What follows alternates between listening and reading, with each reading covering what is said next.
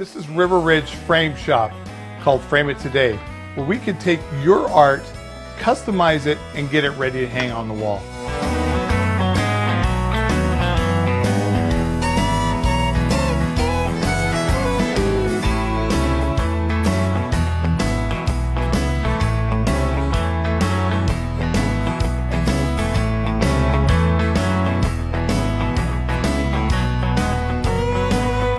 Here at River Ridge Hardware, 2803 West Garland. Welcome to a new kind of talk show, Spokane Talks, where you find news, views, and conversations that include respect for opinions, facts, and diversity. Spokane Talks, Saturdays at 8 a.m. on Fox 28.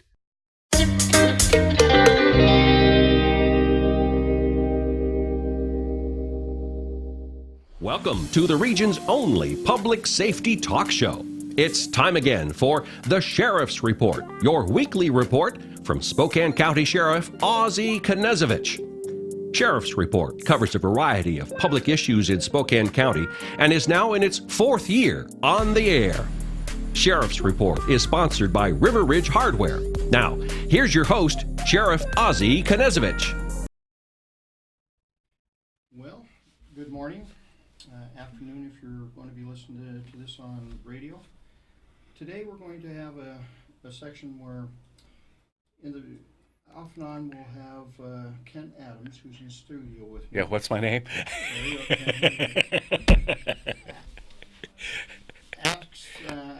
Do some work with me, and he's going to ask some questions that we hear from the community off and on, and I think it's important to answer those type of questions because at least we're talking about something that interests them. Absolutely.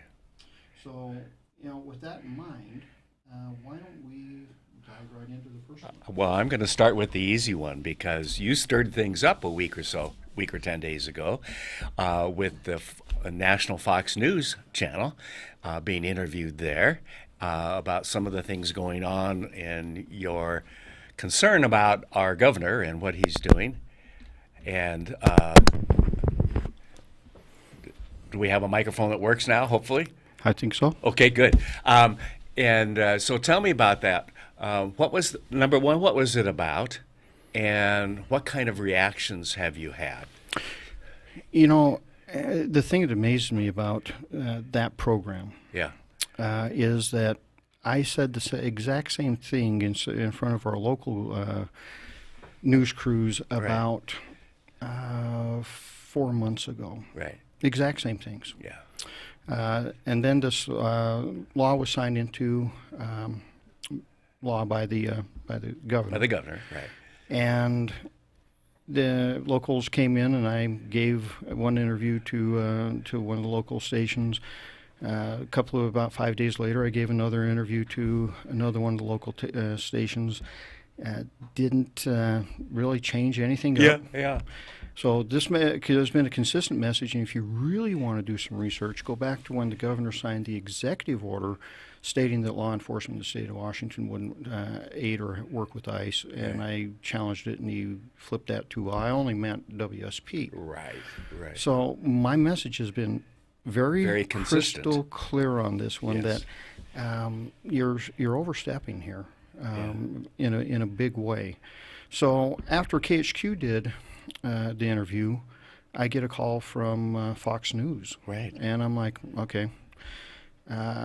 And amazingly, depending on what political sideline you're on, yes, if you're more on the right side, you're like, that's pretty good. And then if you're more on the left, it's like, how dare you ever talk to Fox News? Right. It's like, you can only, we're going to pick and choose what venues you can speak to. Right, and right, it's of like, course. Okay, you scream about freedom of speech, but you're the very first people to start telling people what not to address or who not to Well, talk you're to. free to speak as long as you agree with me. Yeah. That's from the left is what they mean.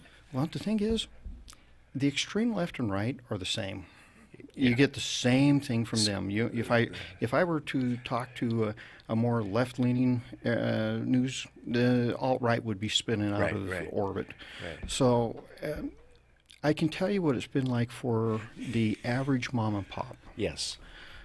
About 98% of them went thumbs up. Yes. It's about time somebody said very clear something. on Facebook and everywhere else. Right. You know, they're like, you know, thank goodness at least there's one elected willing to step up and go, time out. We've gone too far. Yeah. Now, some of the comments from the more progressive socialist end of life are racist. Oh, yes. And I'm like, okay, here we go again. Let me make it definitively clear for you all, folks. You've used the word too much. Yeah.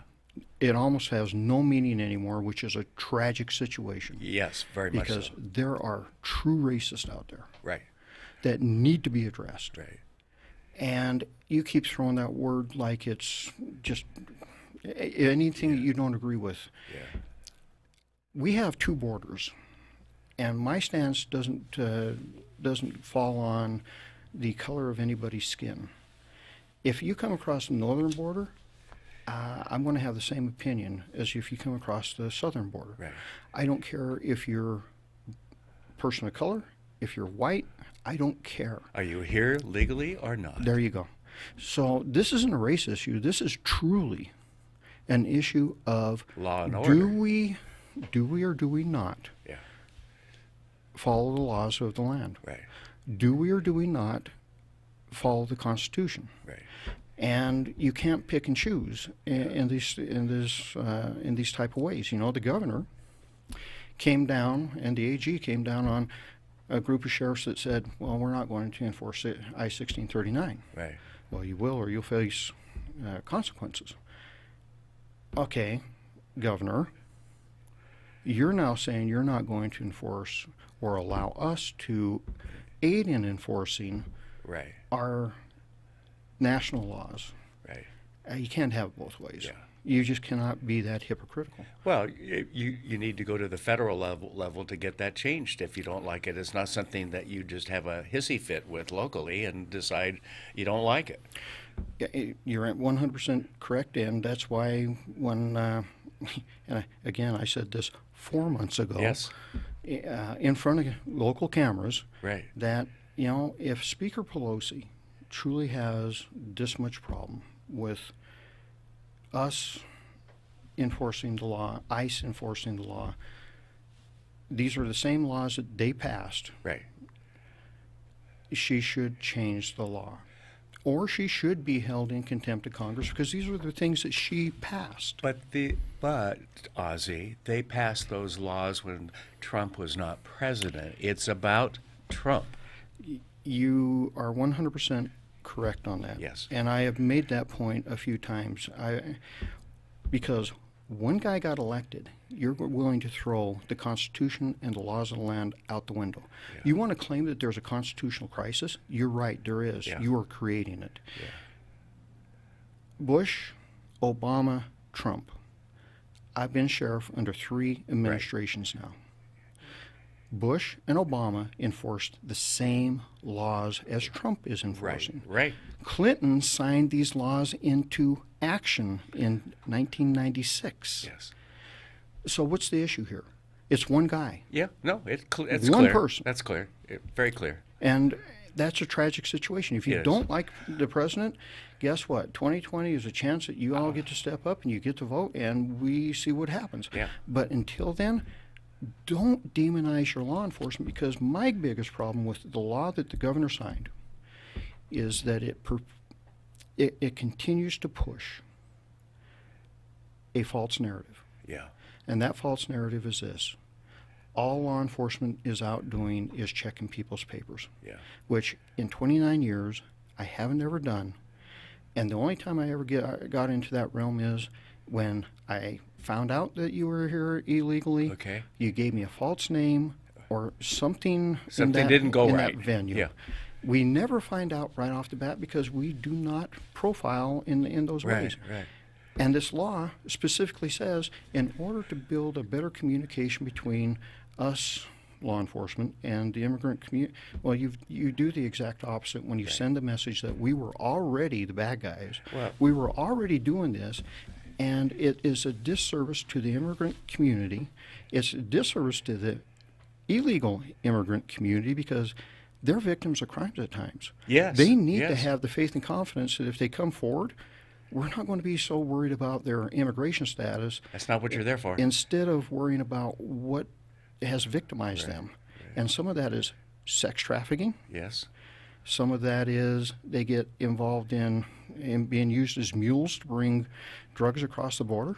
Wow. There are so many things that we need to help them with that we do not need them to be fearful of us, and this law perpetuates that false narrative that that's all we're concerned about. And you're dealing with people from the Attorney General here in the state to the governor and others who have never really been in law enforcement. They've never been out there following the law and enforcing the law, and to know what it's like. It would be interesting to see them go out and spend some time in the real world, not in the hysteric world of the left and progressives. I've got to ask you. Well, okay. You just brought something up. I get blamed a lot for that. Have you noticed that the media never talks to, like, an ICE agent or a Border Patrol agent or asks them... Can we fix that? We are fixing that. How are we going to fix that, Ozzie? I have talked with our ICE components here at the regional level, and they are working on setting the time aside, getting permission to come on this show and talk about these issues so people can understand what is actually truly going on from the people that are actually working these issues. That's going to be most interesting. So you're going to have ICE and Border Patrol, those kinds of folks here, to talk to them about what it's really like out there and what they do and do not enforce. Exactly. Yeah. And what laws they follow. Exactly. Which would be federal laws, right? I mean, it is. Which supersedes local laws. Apparently, the governor and the attorney general don't understand that. I understand that. I've read the Constitution. I'm sure they have at some point. Well, here's the thing. Ken. On that part right here. If you take a look at this law, in Section 8 of this law, and this is how disingenuous this law was. And the reason this law was crafted was to give the governor talking points on this issue as he runs for president. Because in this very law, in Section 8, it mentions the U.S. Code, Title 8, Section 1373, which states, now understand this, notwithstanding any other law, no federal, state, or local government can say that another federal, state, or local government agent can't prohibit them from reporting or sharing information with ICE. That's in federal law. So you're following the federal law? I am following federal law, and somebody on Facebook said, "Well, it's been challenged. The courts ruled that unconstitutional." No, a California district court, U.S. district court, said it was. We're not following that. This is still in effect in the state of Washington, and it's even mentioned in the law as a disclaimer, going, by the way, when it all comes down to it, everything's got to fall within these parameters. That is the most disingenuous part of this whole discussion. Is the law was crafted in such a way that it made good talking points for the governor. However, at the end of the day, no one can tell any law enforcement agent not to do this. The governor is in a desperate bid to try to be one of 500 or whatever it is Democrats running for a presidency, and I think he's up to 0.0001% that want to support him and so forth. That won't last long, but I'm sure he'll continue on. I've got to ask the questions. This isn't the first time that you've made national news. No. Okay. But looking at this issue, the last, week to 10 days, what's it been like since then? Well, Or do I really want to know? I've had a lot of phone calls, Yeah. Emails, and the social media comes into play. It's been about 98% positive. I think it hit a nerve. It hit a nerve with the working people of America going, it's about time somebody stepped up and said, let's use our brains a little. Let's throw the politics out. And we do need to make sure that people, when they come to this country, are doing it the right way. I'm all for immigration. I'm second generation. Yeah. My grandfather and my great-grandfather came to this country, but they did it and did it right. Yeah. And my great-grandfather, when you read the letters that he wrote in reference to that, he said, I am finally a citizen of my country. And he considered the United States his country way before. Yeah. Yeah. And he was so proud to be a citizen of the United States. Yeah. If we can put a man on the moon, Yes. why is it we can't figure a way to get somebody a visa to come to work? Yeah. If we did, that it lessens some of this problem. Yeah.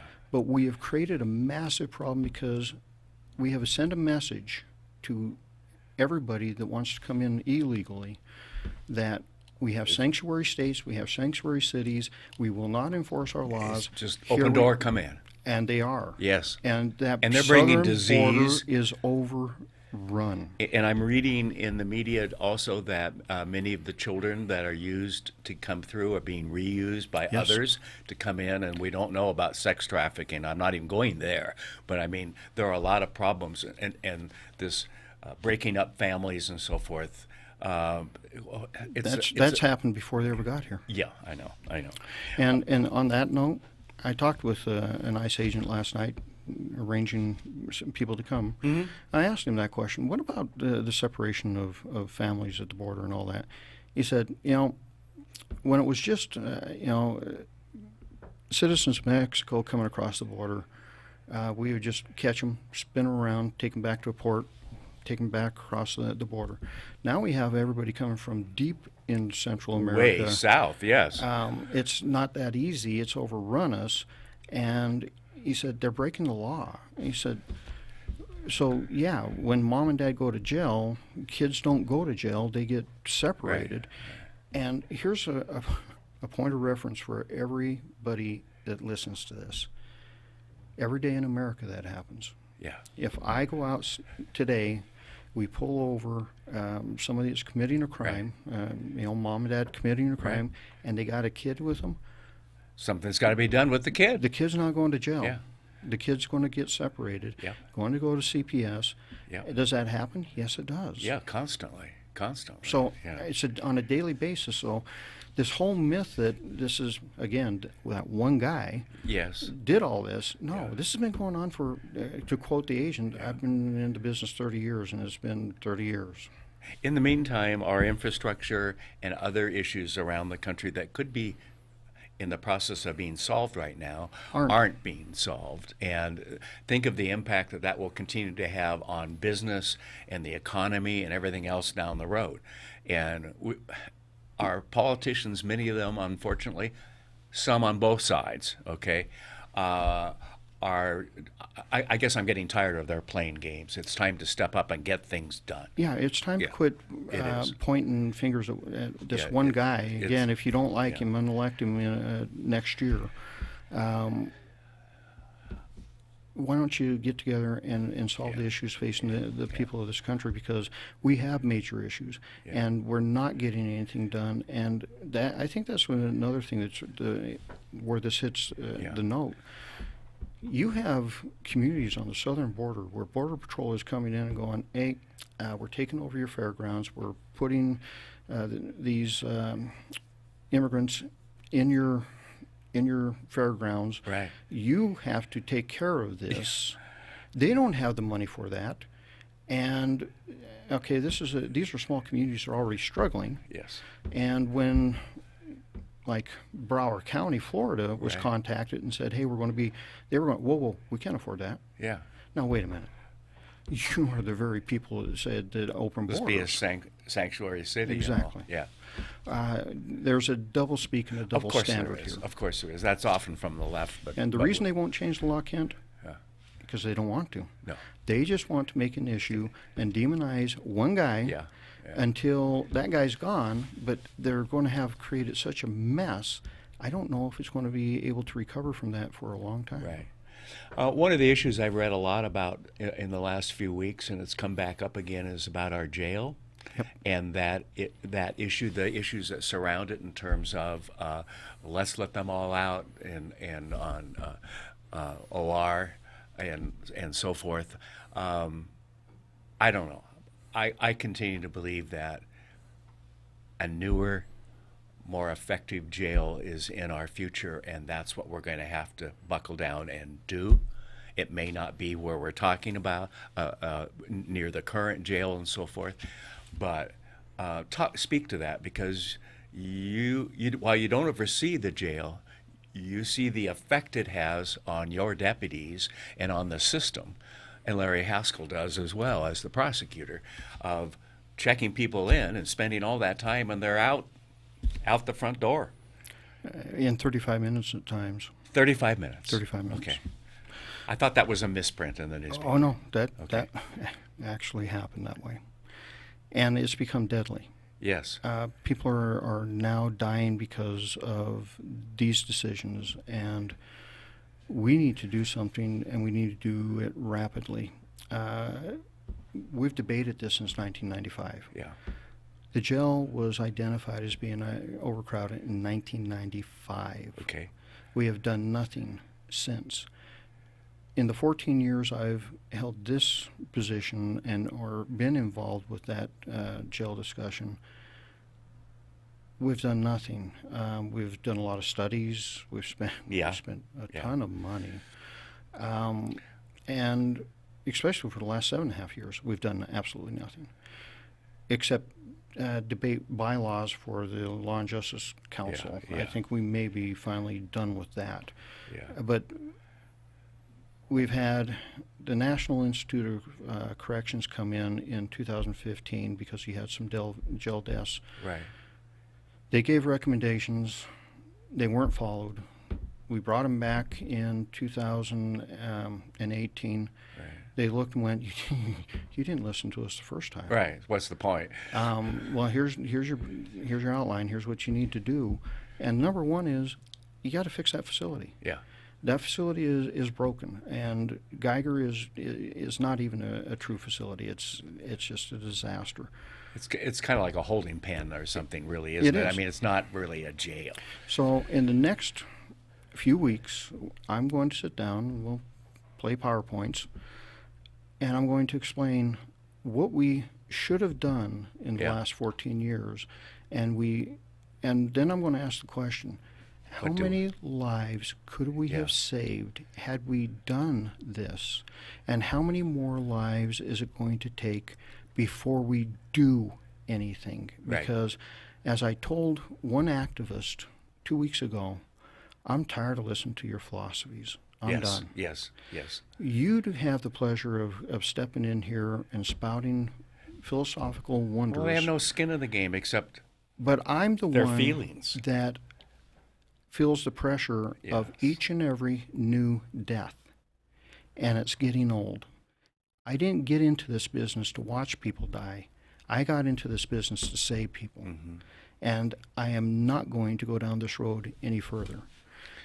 I really get frustrated with some of the coverage on the jail because it's too superficial. Yes. It truly is. I mean, an in-depth look would clearly show that we have major problems here. And when you have criminals with multiple felony convictions that are carrying guns, being caught with those guns again, and being released right back onto the street, that's just ludicrous. Didn't I see somewhere the other day someone with 27 felonies was released? Yes. And then you have violent people. Wait, you said yes? Yes. 27 felonies to their record, and they're released? Yes. I'm sorry, there is no excuse for that. And it's the violent ones that are being released that that are the most problematic. So get ready. We're going to go very, very in depth into this issue because this is an issue that the citizens of Spokane County, you really, truly need to get a hold of. Yeah. And if you doubt what Kent is saying about the philosophy of, oh, just let them all go, every second Wednesday of the month at noon at the Public Health Building, main floor in the auditorium, you can come and listen to us because that's all we talk about. All we talk about is how do we get more people out of jail rather than realizing that jail's built for 464 people. Do you allow the media to ask questions there? Well, the media never shows up. We'll be there. Okay? The media never, ever We'll be shows there. up. If not, next week and in July. Yeah, okay. Okay, one last quick question. I hear there's a jail coming for Ben Stuckert. What is all of that about? His own jail? Oh, you know, I got that question yesterday. Did you? Apparently, Ben, in his let's get tough on crime stance, wants to build a city jail. Oh, really? For 50, I understood it was for 50 misdemeanor inmates. Okay, huge waste of money. Let's make sure that we understand this. Huge waste of money. Will cost the city a ton of money that we could have used to build a regional solution. And Ben, I have one question for you. In 7.5 years, why did you fight the very solution that you're trying to propose now at a very limited scale? Because you fought us fixing this. You need to wear that one. You did this, and now you have the audacity to say the city needs to build its own jail? No. Ben, you need to figure out the economy of scale and the fact that there were very, very wise people back about 30, 40 years ago that said, you know, if we did things regionally, it'd be better. Yeah, more cost effective. Exactly. Yeah. And now you want to break all those systems. You want to break all the regional systems, go back to silos, and it's going to cost your citizens and the citizens of the county more money. He's in a race that he didn't think he really would have to have a challenge, and he's in a tough race now. Well, that's what it comes down to. I understand that, but you know, hypocrisy doesn't sit well with me. No. Folks, so just to make it clear, in the next few weeks, we're going to talk about immigration, and you're going to see how bad it is for the people dealing with that issue on the ground level. And we're going to talk about how bad this jail and this criminal justice system is broken. This is Sheriff Ozzie with the Sheriff's Report. Have a great day. Thanks for watching. Sheriff's Report is produced in Spokane, Washington by SpokaneTalksMedia.com, which is solely responsible for its content. Sheriff's Report is sponsored by River Ridge Hardware. Ask Ozzie a question, recommend a guest, or hear this program again on Facebook, YouTube, Twitter, Apple Podcasts, Spotify, or SpokaneTalksMedia.com.